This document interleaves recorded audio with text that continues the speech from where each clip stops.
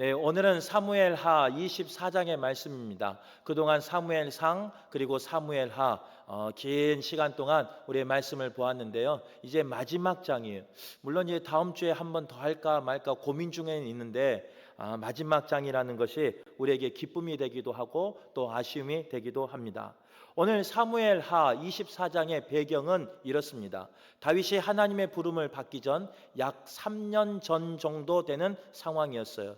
나라는 모든 반란을 제압하고 또 기근이 다 끝나고 평안하고 풍요로운 안정된 상황이었습니다. 그때 오늘 본문 1절을 보니까 여호와께서 다시 이스라엘을 향하여 진노하사 다윗을 격동시켰다 이렇게 기록하고 있습니다. 평안이 왔는데 다시금 어려움이 환란이 왔다는 거예요. 그러면서 이스라엘과 유다의 인구 조사를 하라 하나님이 이렇게 명령하신 걸 볼 수 있어요. 허락한 걸 볼 수 있어요. 그래서 2절의 말씀에 보니까요. 다윗이 요압 장군에게 단에서부터 브엘세바까지 인구 조사를 해서 백성의 수를 내게 보고하라 이렇게 명령을 내립니다. 단에서 브엘세바까지라는 의미는 할라에서 백두까지라는 의미와 비슷한 의미를 가지고 있어요. 이제 온 나라를 다니면서 너는 인구 조사를 해서 내게 보고하라 이렇게 명령을 내렸다는 거예요. 3절에 보니까 요압 장군이 이제 평행 본문인 역대상 21장과 보면 조금 이해가 더 쉬워요. 요압 장군이 왜 우리에게 이스라엘 백성에게 죄를 짓게 합니까? 왜 인구 조사를 하게 합니까? 그것이 옳지 않습니다 라고 권면을 합니다. 그럼에도 불구하고 다윗은 어떻게 하느냐? 가서 백성들의 인구 조사를 해와라 라고 명령해 버려요.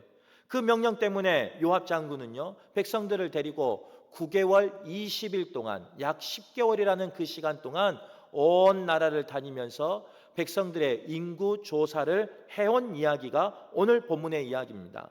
그 명령이 있고 이제 5절에서 9절 말씀해 보면 남의 나라 땅이니까 우리에게 지명이니까 관심은 없어요. 이곳저곳을 다니면서 인구 조사하고 9절에 예루살렘으로 돌아왔다라는 이야기가 오늘 읽었던 본문 이야기입니다. 굳이 평안할 때 왜 시간을 들여서 돈을 들여서 또 수고와 열심을 다해서 인구 조사를 했을까? 또 하나님께서는 사무엘하 24장을 통해서 다윗의 인구 조사를 통해서 그것이 죄다라고 말하고 왜 우리에게 그것을 말씀하셨을까? 바라기는 오늘 이 말씀을 통해서 혹 우리가 다윗과 같은 죄를 짓고 있지는 않는지, 그 죄를 지었을 때 어떻게 회복해야 되는지 말씀을 통해 은혜 나눌 때 회복되는 또 나의 삶을 돌이키는 저와 여러분 되시길 간절히 바라겠습니다. 첫 번째로 인구 조사를 통해서 하나님이 들춰내기를 원하신 것은 어떤 모습이었느냐? 교만해진 다윗의 모습을 하나님이 드러내셨다는 거예요. 여기서 질문 한 가지 해볼게요. 인구 조사가 죄일까요? 죄가 아닐까요? 1부도 대답을 안 했고 2부도 안 했어요. 당연히 3부도 안 할 것 같아요. 그렇죠? 객관식으로 할게요. 요즘 수능도 객관식인데 1번 죄다, 2번 죄가 아니다. 1번 2번 죄가 아니다. 감사해요. 인구 조사만 본다면 죄가 아닙니다. 왜 그런가? 성경에 보면요 3번의 인구 조사가 나옵니다. 민수기 1장과 민수기 26장에 하나님께서 명령해서 그 백성의 수를 세는 적이 있었어요. 인구 조사를 한 적이 있었어요. 만약에 인구 조사가 죄다면 모세를 통해서 한 인구 조사도 분명히 하나님이 죄악이다라고 말씀하셨어야 돼요. 그런데 그런 말이 전혀 나오지 않아요. 단 오늘 본문 사무엘하 24장에 나온 다윗의 인구 조사는 죄다라고 말씀하고 있다는 거예요. 우리나라도 지금 인구 조사를 하고 있어요. 인구 주택 총조사라는 기간에 지금 진행되고 있습니다. 10월 22일부터 11월 18일까지 제가 홍보 대사는 아니지만 지금 조사 중이니까 그렇게 조사를 하고 있어요. 비대면 또는 대면으로 인구 주택 총조사를 하고 있는데 홈페이지를 찾아보니까 그 조사 목적이 이렇답니다. 대한민국 영토 내 모든 인구, 가구, 주택의 규모 및 특성을 파악하여 주요 정책의 수립과 개발을 위한 기초 자료를 쓰려는 중요한 국가 통계 조사입니다. 이러면서 소개하더라고요. 말이 좀 어려운데 인구가 몇 명인지, 그래서 세금을 얼마나 거둘 수 있는지, 정책을 어떻게 세울지 조사한다라는 이야기예요. 지금 시대도 이렇게 인구를 조사해서 여러 가지 통계를 내면서 준비하지만 고대 시대도 마찬가지였습니다. 인구 조사를 해서 나의 병력이, 내가 전쟁에서 싸울 백성이 얼마나 되는지, 또 그들을 통해서 세금을 얼마나 걷어들일 수 있는지, 우리나라가 얼마나 부강하였는지, 그리고 내가 집권할 때와 또 이 정치의 말기 가운데 얼마나 성장하였는지를 수치상으로, 통계상으로 알리고자 하는 것이 바로 인구조사라는 거예요. 그런데 오늘 본문에 나온 왜 다윗의 인구조사는, 모세의 인구조사는 문제없는데 다윗의 인구조사는 죄라라고 말하는가?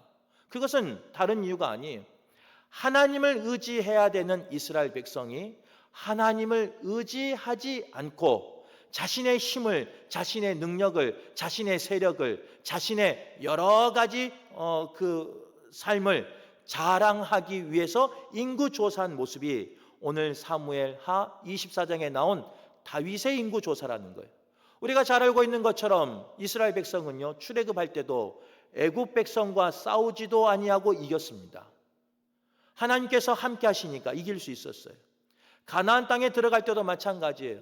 자신보다 거대한 그 족속들과 싸울 때 때로는 싸워서 이기게 하셨고, 때로는 싸우지 아니하고 먼저 무릎 꿇게 하심으로 하나님은 이기게 하셨다는 거예요. 사사기의 시대 가면요, 기본도 마찬가지예요. 처음에는 그 미디안 족속과 싸우기 위해서 많은 수가 모였지만 하나님은 자르고 잘라서 결국 300명을 남겨놓으시고 그 300명으로 미디안 족속과 싸웁니다. 그런데 이기게 하셔요. 우리가 잘 아는 다윗과 골리앗 이야기도 마찬가지예요.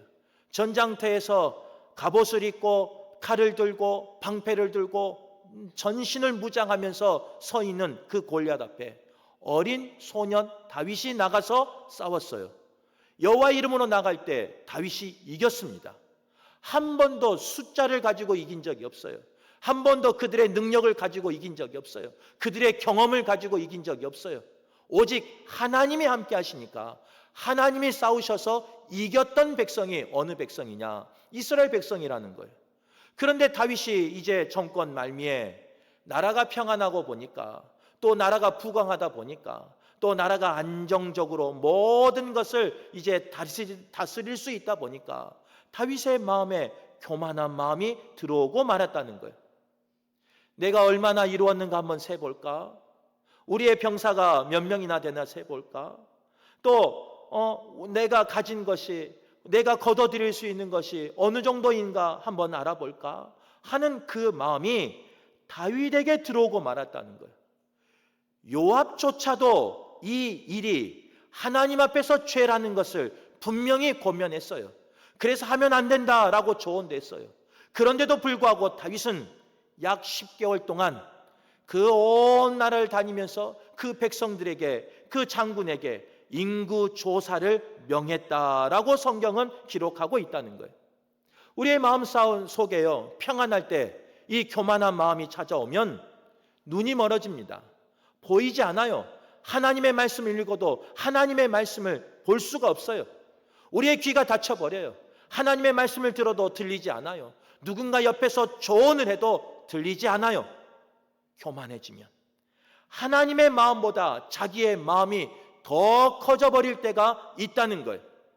그래서 우리는 평안할 때, 그래서 우리는 풍요로울 때 이 모든 것을 조심해야 한다는 거예요. 평안하고 차고 넘칠 때, 여유가 있을 때, 내 힘으로 여기까지 왔지, 내가 잘해서 이만큼 했지, 나의 공로로, 내가 준비해서 나의 경험으로 이것을 이루었지 하면서 우리는 숫자를 세면서 자랑하고 싶은 마음이 들 때가 있다는 거예요. 그럴 때 오늘 본문을 꼭 기억하는 저와 여러분 되시길 간절히 바라겠습니다. 하나님이 드러나야지 나의 업적이, 나의 것이, 나의 어떤 모습이 드러나서는 안 된다는 거예요.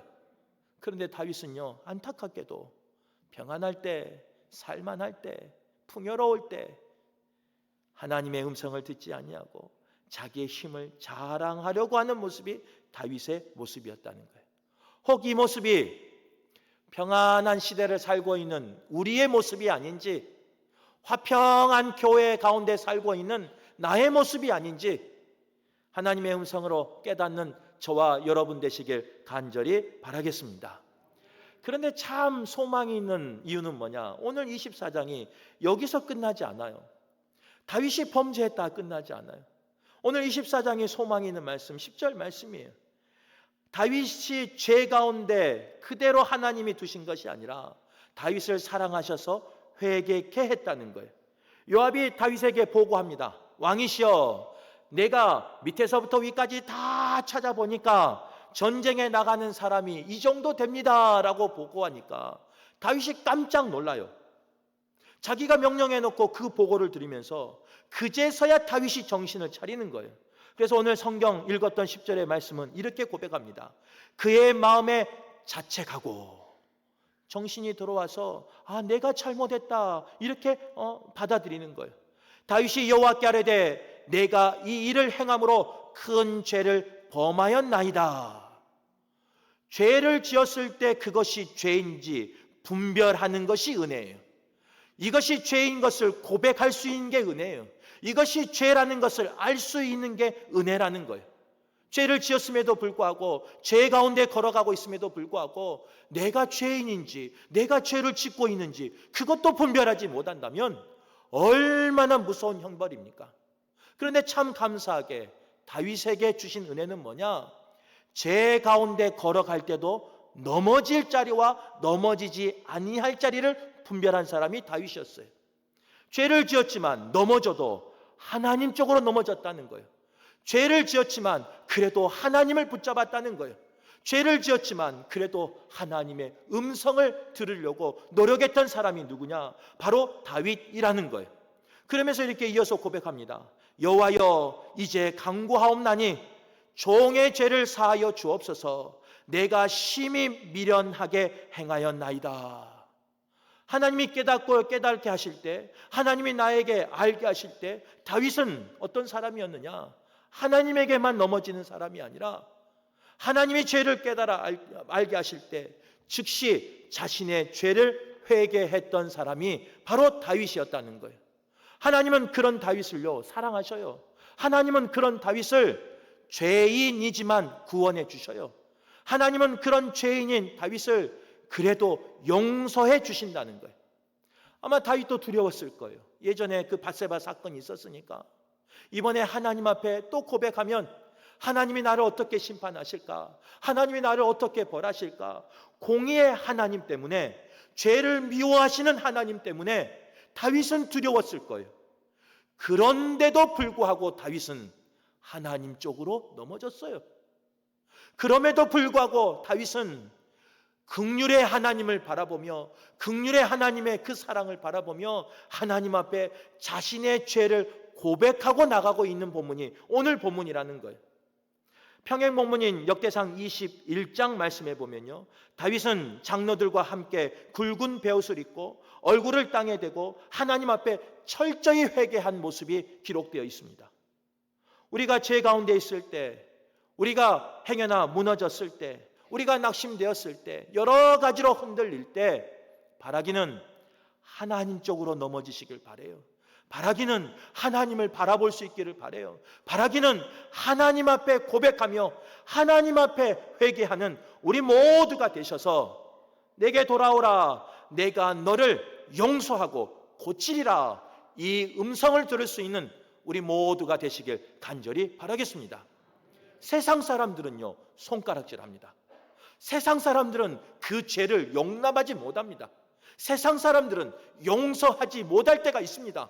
그 죄를 기억하며 끝까지 나를 괴롭힐 때가 있어요. 네가 그런 사람 아니야?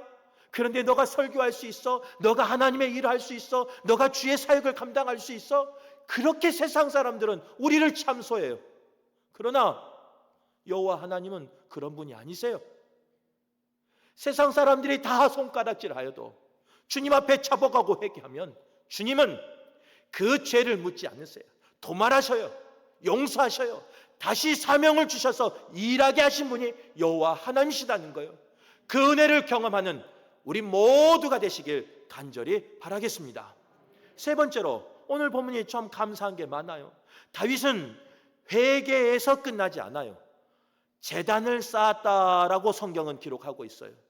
하나님께서 갓 선지자를 통해서 한 장소를 지정해 주십니다. 그곳이 어디냐? 아라우나 타작 마당을 지정해 주셔요. 그곳에서 번제와 화목제를 드릴 수 있도록 허락해 주신다는 거예요. 그 아라우나 타작 마당이 어디냐? 이번 주 수요일 날 나오신 우리 성도님들은 알겠지만 우리 목사님을 통해서 선포했던 그 말씀 아니에요? 아브라함이 이삭을 바치려고 했던 곳이 바로 아라우나 타작 마당이에요. 또 우리 목사님을 통해서 이야기한 것처럼 훗날에 그곳이 어디가 되느냐? 솔로몬의 성전이 세워진 예루살렘 성전터가 바로 아라우나 타작 마당이라는 거예요. 하나님은 회개한 그 다윗을 그냥 내버려 두지 않아요. 예배를 회복하게 하심으로 예배를 통해서 그를 살려주셔요. 그에게 심판한 모든 것을 걷어주셔요. 죽어가는 전염병으로 죽어가는 그 백성을 예배와 동시에 모든 것을 끊어버리고 살리시는 내용이 오늘 본문의 말씀이라는 거예요. 오늘 예배하는 우리 성도들도요, 예배가 회복되길 간절히 바랍니다. 오늘 예배하는 우리 성도들도 어떠한 일이 있어도 그 예배의 자리를 끝까지 지키는 성도 되시길 간절히 바랍니다. 죄송한데 죄 가운데 있어도 주님 앞에 넘어져서 주님 앞에 나와서 예배할 수 있는 성도 되시길 간절히 바랍니다. 하나님은 그 예배자를 분명히 세워주셔요. 그 죄를 도말하는 데서 끝나는 것이 아니라 하나님은 다시 사명 주시고 그 회개를 통해서 예배의 회복을 통해서 백성을 살려주신 내용이 오늘 본문의 내용이라는 거예요. 회복은 예배에서 시작되는 거예요. 상처는 예배로 치유되는 거예요. 교만은 예배에서 무너지는 거예요. 죄는 예배하는 가운데 사라지는 거예요. 죽어가는 영혼은 예배를 통해서 회복되는 거예요. 바라기는 오늘 예배한 우리 모두가 진정으로 신령으로 하나님 앞에 예배하셔서 내 영이, 내 육이, 내 가정이, 내 가문이, 우리 교회가, 하나님의 나라가 살아나길 간절히 바라겠습니다. 다윗의 예배를 통해 그 백성의 전염병이 끊어지고 심판이 멈추는 것이 오늘 성경의 본문의 내용이에요. 오늘 나의 예배 회복이 하나님이 우리에게 임한 그 심판을 끊으시는 참된 예배가 될 수 있어요. 오늘 나의 예배가 내 가정 가운데 심판의 끊은 끝이 되는 그 예배가 될 수 있어요. 바라기는 그런 예배 가운데 나오는 그런 예배를 드리는 살아있는 우리 성도 되시길 간절히 바라겠습니다. 말은 목사가 쉽게 해요. 내가 죄 가운데, 내가 어려운 가운데, 환난 가운데, 그 아픔 가운데 있는데 어떻게 예배 자리가 나오기 쉽냐고요. 어려워요. 혹시 오늘 부부싸움 하신 분 있습니까? 부부싸움하고 옆에 앉아서 예배 드리기가 쉽던가요? 가정에 환난이 있는데 주의 전에 나와서 하나님 앞에 찬양하기가 쉽던가요? 아무 일 없는 것처럼 그렇게 예배하기가 쉽던가요? 어려워요. 아마 이 자리까지 나오기 얼마나 힘든지, 이 자리까지 나오기 얼마나 고민이 있었는지 여호와 하나님은 아셔요. 그래서 그 예배를 통해서 우리를 살리시는 거예요. 그 예배를 통해서 우리를 회복하시는 거예요. 그 예배를 드려서 우리의 모든 삶이 살아나길 바라고 회복되길 간절히 바라겠습니다. 말씀을 정리할게요. 오늘 사무엘 하 24장의 말씀은요, 솔직히 다윗의 입장에서는 없었으면 하는 말씀 아니겠습니까? 우리가 지난주 한 2주 전까지 말씀을 23장까지 나누었잖아요. 여러 굴곡이 있었어요. 오르막도 있고 내리막도 있었고 반란도 있었고, 하지만 하나님께서는 다윗과 함께함으로 용사를 보내주심으로, 돕는 자를 보내주심으로 23장 이겼다라는 게 23장의 말씀이에요. 여기서 딱 끝냈으면 얼마나 좋겠습니까? 그런데 하나님께서는요, 굳이 다윗의 죄를 들춰내면서, 굳이 다윗의 그 부족함을 들춰내면서 왜 24장을 기록하고 있느냐? 다른 게 아니에요. 사무엘 상하 오래되었어요. 사무엘 상 시작할 때 누구로 시작한 줄 아세요? 사무엘 이야기부터 시작합니다. 그래서 누구에게 넘어가요? 사울 왕 이야기로 넘어가요. 그러면서 다윗이 등장하다가 이제 사무엘 하로 넘어가면서 다윗이 온 천지를 주관해가는, 온 나라를 통일해가는, 온 전쟁에서 이기는 이야기가 사무엘 하 이야기예요. 그래서 우리는 사무엘 상하를 볼 때 한 명을 뽑으라 그러면 다윗을 생각할 때가 있어요. 그런 우리에게 오늘 본문의 말씀은 그게 틀렸다라고 말하는 거예요. 사무엘 상하 통틀어서 우리는 누구를 기억해야 되느냐? 여호와 하나님이 일하신 것을 기억하라. 오늘 본문은 말씀하고 있는 거예요. 그래서 다윗의 죄를 들춰내면서 그 죄를 알리면서 창피하지만 그 죄를 기록하면서 세상의 역사의 주관자는 누구시냐? 주인공은 누구시냐? 여호와 하나님이시다 라고 말하고 있는 거예요. 사무엘 상하의 주인공이 다윗이 아니다 라고 분명히 말씀하고 있는 거예요. 동일하게 이 시대를 살고 있는 우리에게 왜 사무엘하 24장의 말씀을 주셨느냐? 내 삶의 주인공은 내가 아니라는 거예요. 우리 가정의 주인공은 내가 아니라는 거예요. 이 교회의 주인은 내가 아니라는 거예요. 힘이 있어도 주인이 아니고, 역사 가운데 함께 있어도 주인이 아니고, 내 삶 속에서 영향력이 있는 교회이지만 내가 주인이 아니다 라고 성경은 말씀하고 있는 거예요. 그것을 깨닫는 저와 여러분 되시길 간절히 바라겠습니다. 온 역사의 주인은, 우리 삶의 주인은, 교회의 주인은, 교회의 자랑은 사람이 아니 여호와 하나님인 줄 기억하는 우리 모두가 되시길 간절히 바라겠습니다. 두 번째로 오늘 말씀에 또 기억해야 될 것은 뭐냐? 하나님이 다윗을 사랑하셔서 격동케 하셨다는 거예요. 격동하다라는 의미는요, 흔들다라는 의미가 있어요. 여러분, 누군가 나를 삶을 송두리째 흔들어 봐요. 힘들까요? 안 힘들까요? 힘들어요. 잘 헌신하고 봉사하고 있는데 그곳을 흔들어 봐요. 힘들어요. 열심히 하려고 하는데 그 사람을 흔들어 봐요. 힘들어요. 그런데 오늘 본문에 보니까 하나님은 다윗을 격동케 하였다라고 말씀하고 있어요.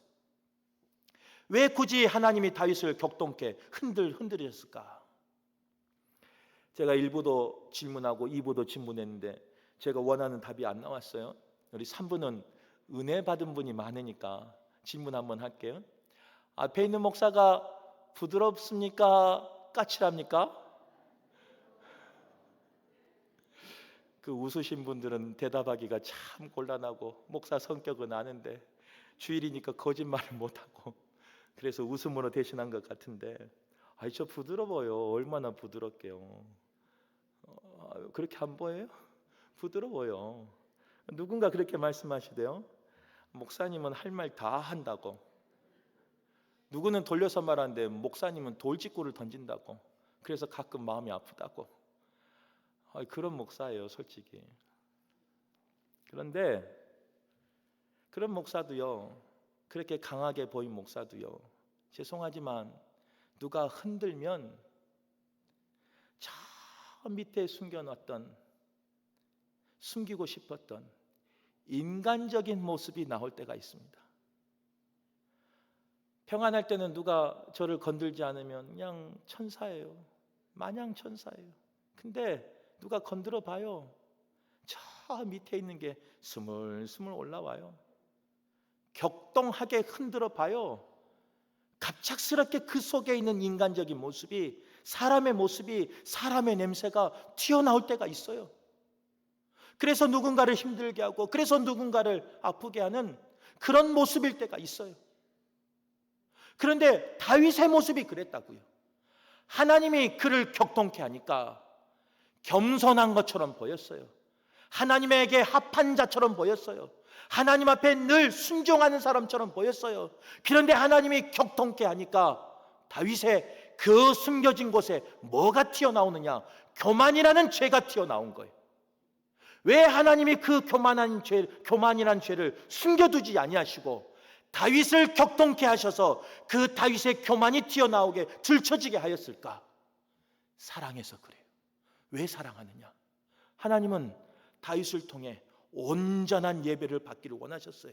그런데 그 속에 숨겨진 그 교만한 마음이 잘 숨겨져서 없는 것 같이 보이지만 사람은 속이고 선한 사람처럼 겸손한 사람처럼 보이지만 그 속에 숨겨진 그 교만한 마음을 하나님은 알고 계셨다는 거예요. 온전한 예배를 이루기 위해서 하나님이 흔들어요. 그러니까 다윗도 그 교만한 마음이 튀어나오지 않아요. 그런데 하나님은요, 그 교만한 마음을, 그 죄를 제거하기를 원하신 거예요. 그래서 온전한 모습으로, 정결한 모습으로, 거룩한 모습으로, 구별된 모습으로 하나님 앞에 예배함으로 다윗을 통해 그 가정을 살리고, 다윗을 통해 그 민족을 살리고, 다윗을 통해 하나님의 나라 가운데 쓰임받게 하신다는 거예요. 바꿔 말하면 오늘 우리의 삶 가운데 누군가에 의해서, 하나님의 말씀에 의해서, 여러 가지 관계에 의해서 내 마음이 흔들릴 때가 있습니까? 격동할 때가 있습니까? 그래서 그 속에 숨겨놓았던 무엇인가 튀어나올 때가 있습니까? 바라기는 하나님이 사랑하신다는 걸 기억하시고 그 튀어나온 그 죄를 결단하며 나가는, 제거하며 나가는 저와 여러분 되시길 간절히 바랍니다.